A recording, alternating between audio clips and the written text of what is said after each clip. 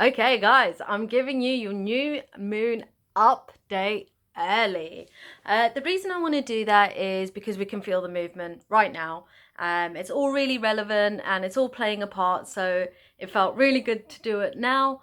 Plus, I'm really feeling like I want to disconnect from social media for till the new moon, so that's in 5 days. So I wanted to record this video so it's nice and out there for you guys, so you can understand the celestial movement. And there is a lot of celestial movement. So right now we are the birth chart is in what we call a bowl shape, and that means that all the planets are on one side, and that energy is all it plays. It's almost like condensed in, and they're all those planets are just trying to work well together. And how it translates to us is we feel what those planets represent intensely. Now, Aquarius has been the big mover. It's the dawn of the age of yeah. Okay, you get me. Sorry. Sometimes I just can't help myself, and it's Pisces season, so we have to sing.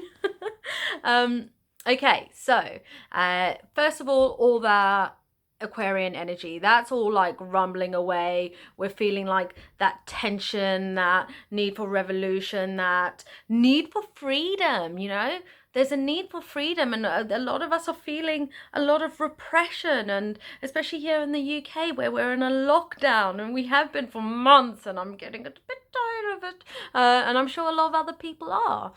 And yeah, so when we look at a bucket chart, the main players are on the edges of the bucket, and we have Pluto and Capricorn. Now, Pluto and Capricorn has been there for a couple of years, sorry, a couple of years, and it's been like working to break down the social systems as we know it. And it will continue to do that till 2023. Now, the other side is Mars in Taurus. Now, Mars is the god of war. It's that warrior energy of fighting, of standing up for something, for, it's not at home in Taurus because it can give quite a lazy, don't really want to do much attitude. However, when it does hit there, it strikes us and makes us go into uncomfortable places. Now, those two energies are quite interlinked, both earth signs.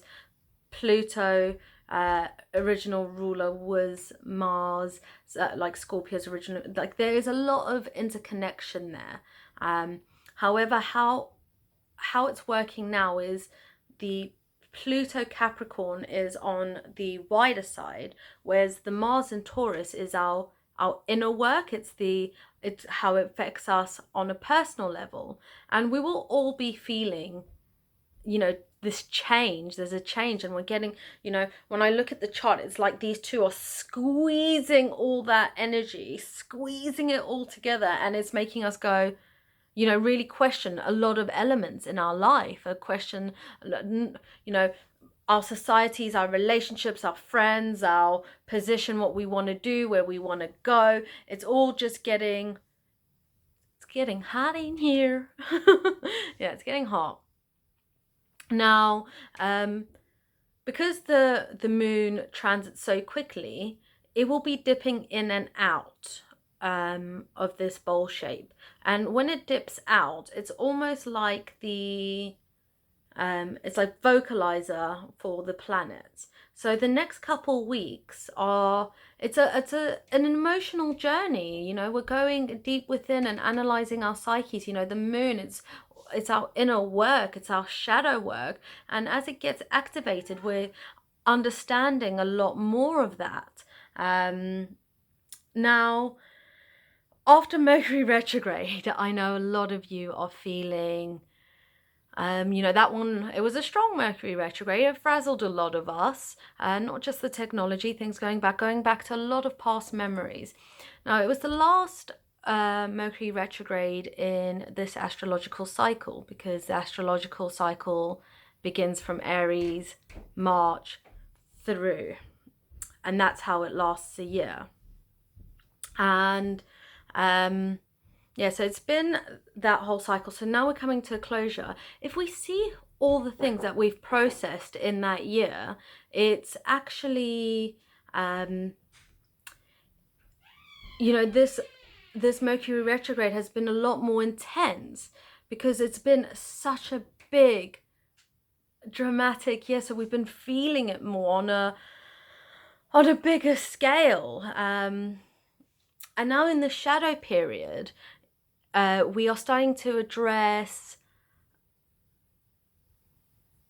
not only our like a lot of our own inner stuff. So Mercury went direct, and now the next till the 12th is the shadow period, where we integrate the lessons we learned. With the full moon in Virgo coming up, a lot of, you know, we'll be letting go of a lot of anxieties that we have. We'll recognize where we've maybe been a little bit nitpicky or critical, and starting to, you know, let go into the ether, let go of that energy.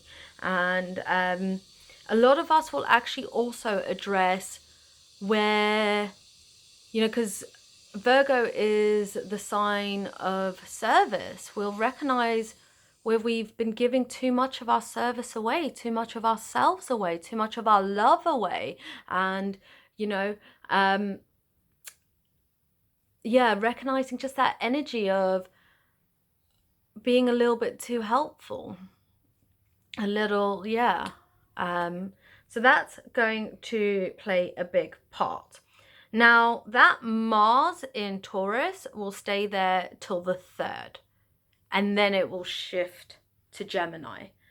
So the shift will mean that we're actually, whereas when it was Mars in Taurus, we slowed down.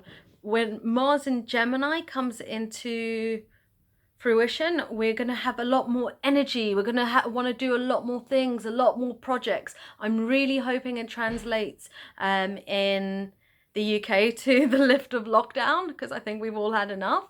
But yeah, just a lot more outgoing energy, a lot more wanting to do things, wanting to have projects. You know, we've slowed down for winter. Now we're going into spring, so it's the spring of our lives and a new beginning.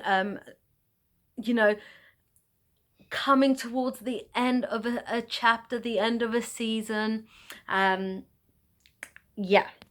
And that energy will continue for a couple of weeks, actually. It will, I think it moves out of between the nodes. It moves out of that spot end of March. So we're going to be feeling, you know, that little, yeah, for a little while. And I think that's all I wanted to say, actually.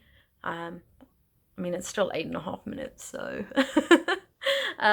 if you guys have any questions, please just drop me a message. I love to talk about anything witchy, astrological, crystally. So yeah, just hit me up. Lots of love.